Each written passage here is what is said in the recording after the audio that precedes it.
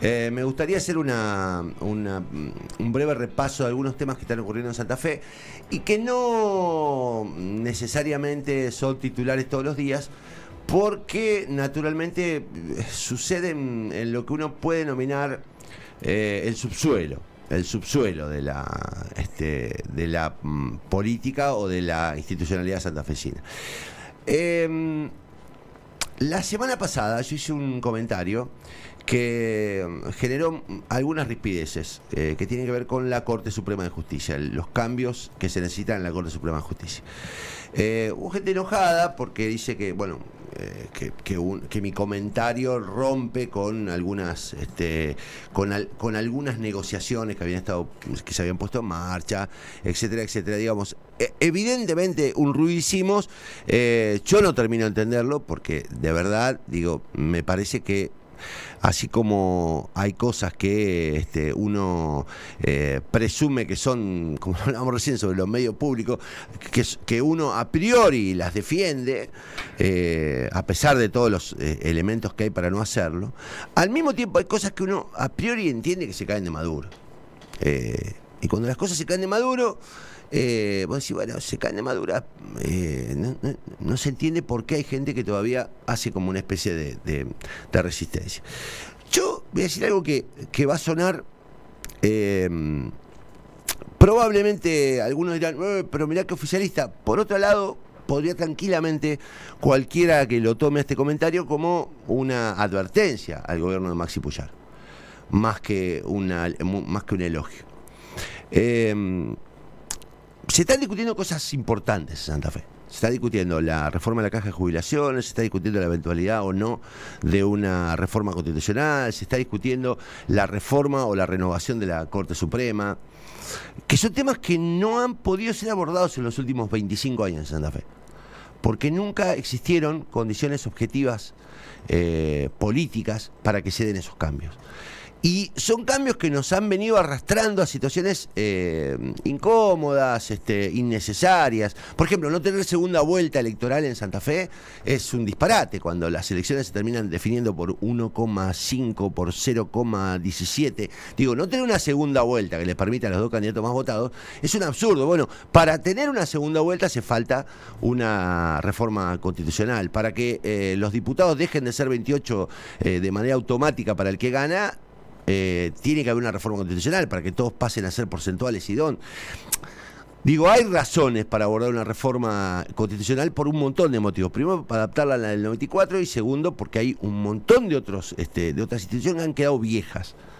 Por ejemplo, ha quedado vieja la fecha que fija el retiro de los miembros de la Corte Suprema. El artículo 88 de la Constitución Provincial dice que deben retirarse a los 65. Yo entiendo que a los 65 todavía sos joven para seguir siendo miembro de la Corte Suprema, pero la Constitución nuestra dice eso, habría que reformar la Constitución. Bueno, ¿qué pasa con la reforma de la Constitución? Bueno, pasa que están todos de acuerdo en avanzar sobre ella. Hoy, como nunca, el Frente Unidos para Cambiar Santa Fe tiene mayoría en las dos cámaras, más una condición objetiva de alianzas que le permitirían llegar fácilmente a los 2/3 para llamar a la Convención Constituyente. Pero hay un problema. El problema es si le van a dar o no la reelección al gobernador. A este gobernador. Y entonces ahí entran a jugar otros factores que tienen que ver con las expectativas de si el radicalismo tiene otro candidato, si el socialismo tiene un candidato, si el peronismo va a aceptar que un gobernador con alta imagen pública, como ha sucedido con Lichi o con Bonfatti o con el propio Wiener, tenga reelección. Bueno, ahí entran a tallar otras cosas que deberán resolver con la altura necesaria los responsables de la coalición de gobernante, ¿no? Después está la reforma a la caja. Ya hablamos demasiado de esto. Me parece que ya hay un consenso mayoritario en el sentido de avanzar sobre ella. Bueno, habrá diferencias sobre qué cortar y qué no. Lo que está claro que aquellos que se niegan a la reforma de la caja de jubilaciones no tienen plan B. El único plan B que tienen es mantener algunos privilegios. Bueno, muchachos, llegó la hora de poner las armas y bueno, sentarse a negociar cuáles son los cambios para que la caja no se funda y algunos resignen privilegios. sobre todo los sindicatos, digo, que son los primeros que se niegan a una reforma, y cuando lo hacen en nombre de los derechos de los trabajadores, pero en realidad lo que están haciendo es postergar decisiones que se van convirtiendo como el cáncer en un asunto cada vez más grave si no le das alguna salida. Y el otro tema, el que molestó sobre mi comentario, es la renovación de la Corte Suprema. Yo no sé quién quiere a quién. Tampoco me interesa, digamos, los alineamientos. Se habla del lobby Santa Fe, del lobby Rosario, de quién se va a quedar con más, con menos. Yo lo que creo es que hay un momento de la vida en que las cosas se caen de maduro. El tiempo es inexorable. Los años son inexorables. Yo no puedo hacer lo mismo que hacía a los 30. Ni mi papá con 88 puede hacer lo mismo que hacía a los 60. Es difícil entenderlo eso. Es una situación bastante cruel asumir la edad y asumir en condiciones de que estamos. Debe ser de las cosas más crueles que tiene la vida, ¿no?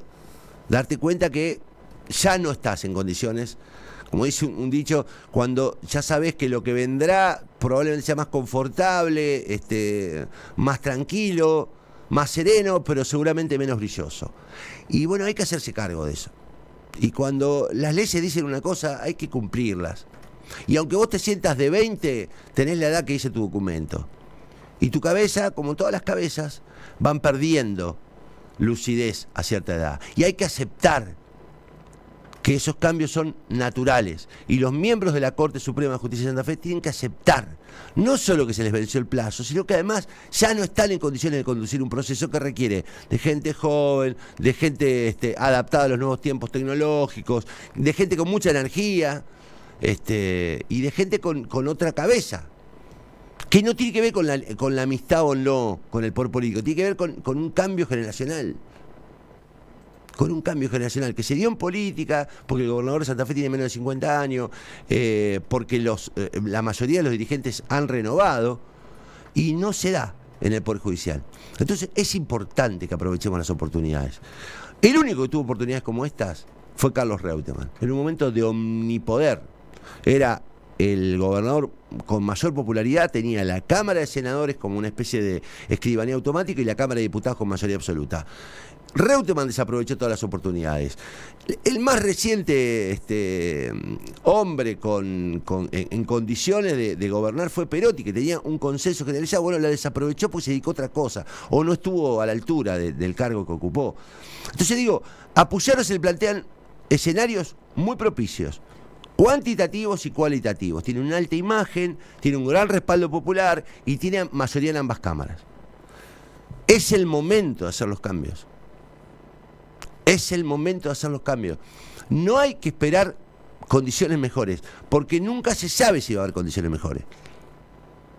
No se sabe qué va a pasar en el futuro. Entonces digo, frente a la realidad y frente a la oportunidad, hay que aprovechar la oportunidad. No hay que dejar pasar la oportunidad. Es el momento de los cambios. Hoy están dadas las condiciones para hacer cambios. No se sabe mañana.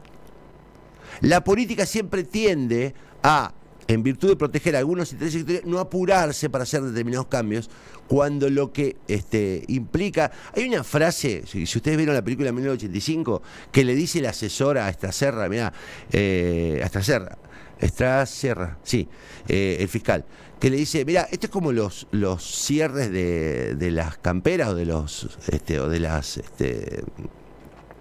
cierres del pantalón.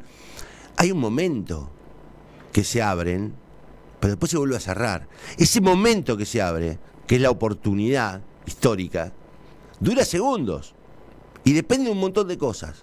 Si vos no aprovechás esa bajada de bragueta de un segundo que te da la historia para hacer el cambio, no lo vas a poder hacer después. No lo vas a poder hacer después.